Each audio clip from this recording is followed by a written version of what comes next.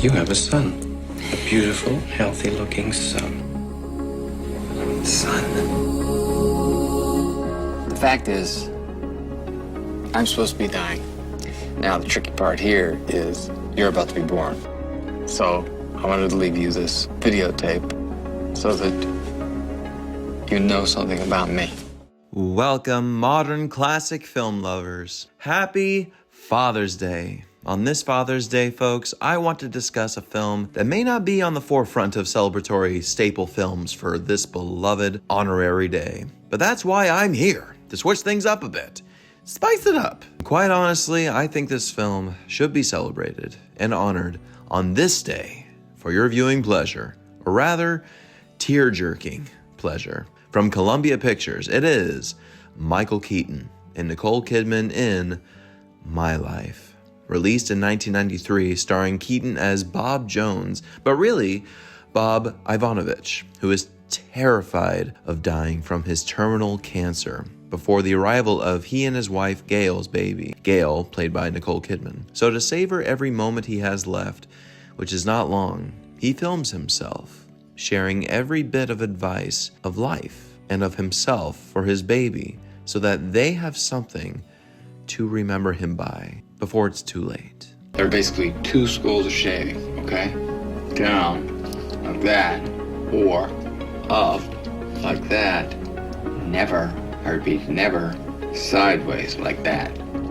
Get those Kleenexes, get the puffs, the tissues by the truckload, because this film will absolutely wreck you long after it's over, folks. I first saw this film when I was a teenager, and while I liked it, I was not as affected by it, obviously, because one, I was a teenager, and now, as an adult in my 30s, it has stuck with me for days and days, and will always continue to stick with me from now on. Because as a father that I hope to become one day, if I was put in this situation of dying from cancer and expecting a baby, I would want to do the same thing and have as much footage as possible for my child to always know who their father was. The film was written and directed by a great storyteller named Bruce Joel Rubin, who won the Oscar for Best Original Screenplay for Ghost just 3 years earlier before this film. The success that was Ghost gave Rubin the opportunity to direct one of his own works, which is where this script came from, and produced by the Zucker brothers, believe it or not. That's right, those Zucker brothers behind the Airplane and Naked Gun films. Yeah, not much Naked Gun humor in this film, believe me.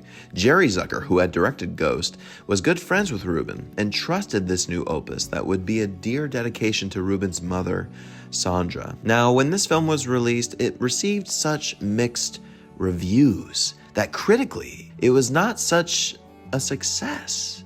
Critics saying it was way too heavy-handed, way too sappy. Sure, it has some comedy in it, but the somberness apparently really slowed attraction. And as Roger Ebert said, it got too many spoonfuls of honey to make the medicine go down. And while I can agree and understand those statements, actually, to quote the great Clark Gable, Frankly, my dear, I don't give a damn. This review is going to contain some spoilers, my friends. I'm sorry, but I feel I do have to go there for this film. So if you haven't seen it, go watch it and come on back. But I think every scene is absolutely necessary to understand Bob's journey from doing everything he can to beat the cancer to then accepting the fact that he's going to go sometime soon. So make the most out of it, to then also making amends with his family. Narratively, I will say that at first I thought maybe I would have switched the progression around from the very first scene when we see young Bob as a child wishing to the sky, or wishing to God if you like, that he would love a circus in his backyard for all his family and friends to go to. But then the next day comes and no circus.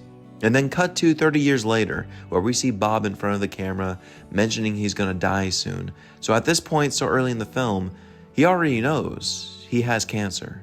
And maybe we could have switched it around, where we could have ruminated in his life with Gail, his life at work for a bit, and then discover he has cancer.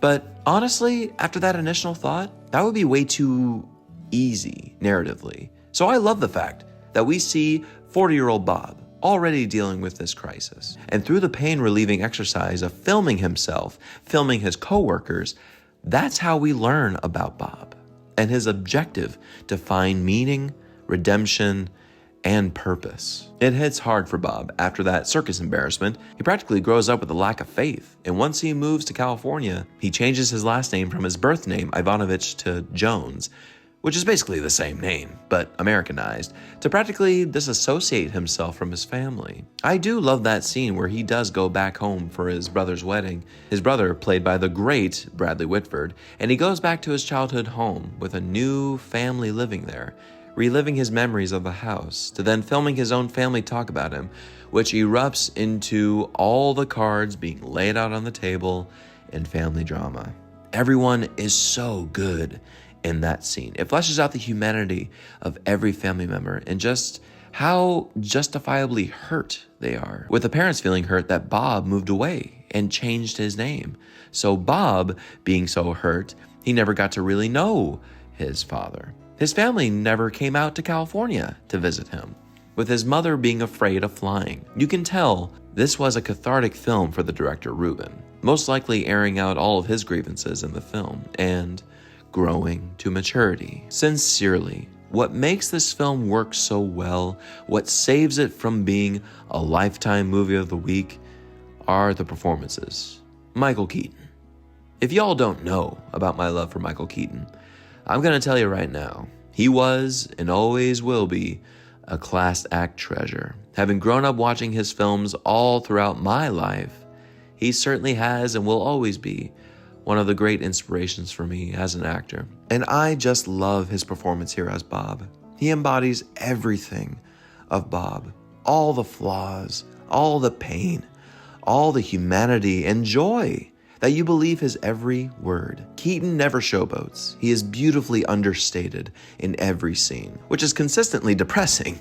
And he gives such a groundedness that makes his descent into cancer the more heartbreaking. Nicole Kidman is just as wonderful as Gail, and that could be viewed as such a secondary and unchallenging role, but it is challenging to play the support, and really the anchor in Bob's life. Nicole, of course, is Nicole, so she's always going to be brilliant and enchanting to watch. And being Nicole Kidman, she clearly has human moments that make you feel her.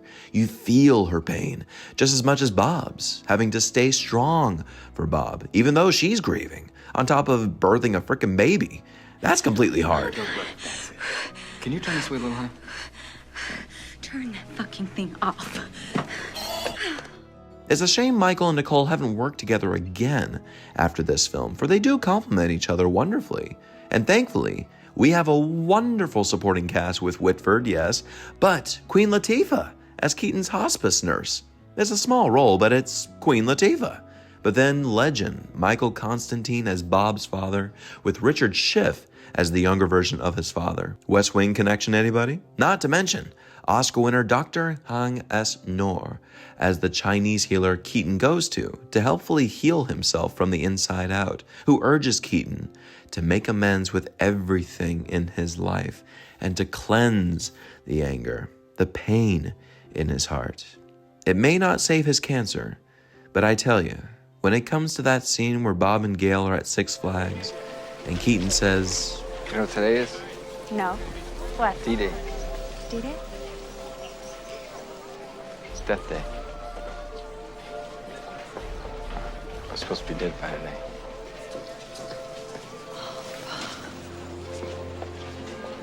We're living on borrowed time. means the healing bought him some more time? I surely believe that. Releasing the anger in his heart made him live just a little bit longer.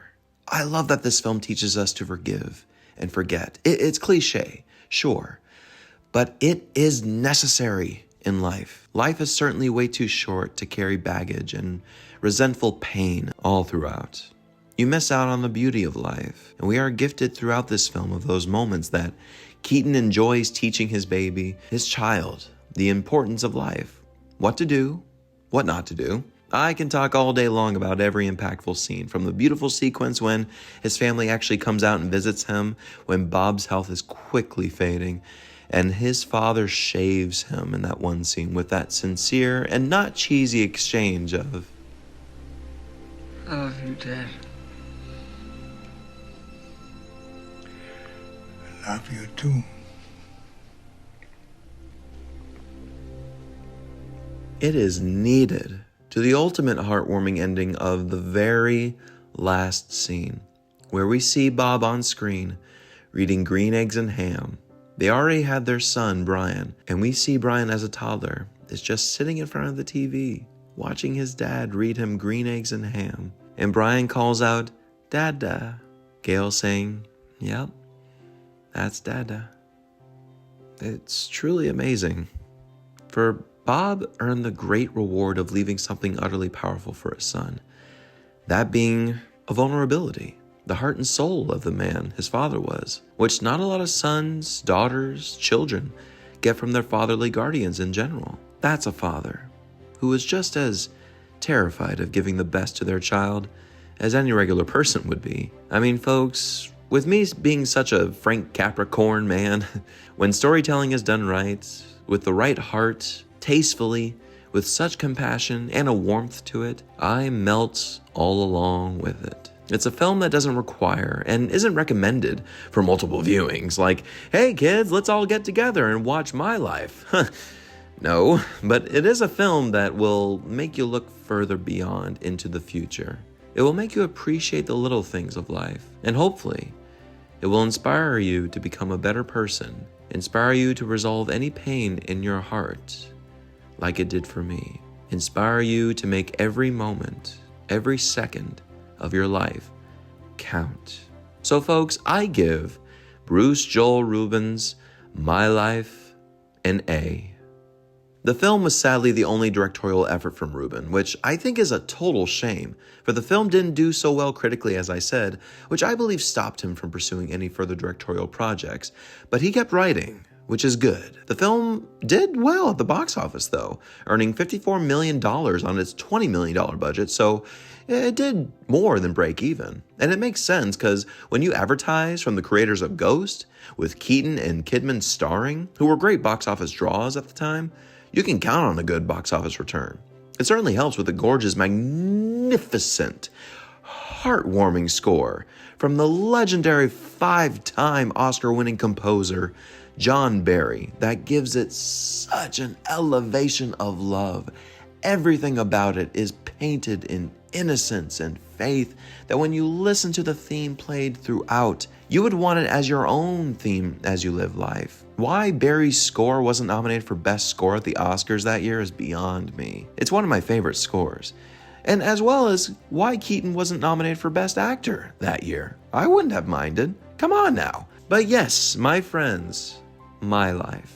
Have you seen it? It has been parodied quite a bit, like in that cold open from The Office. Remember that? When Michael Scott was filming all the scenes made reference from My Life in case he had a baby? Goodness gracious. To jumpstart a car, first pop the hood. Then you take these bad boys and clip them anywhere on the engine. Then you take these and clip them wherever. But let me know in the comments, like and share with all your friends. I hope you've subscribed already, and stay tuned for even more to come on here. Thank you all so much for watching, and yes, once again, happy Father's Day. Tell your dad or your fatherly guardian how much you love them. I certainly will.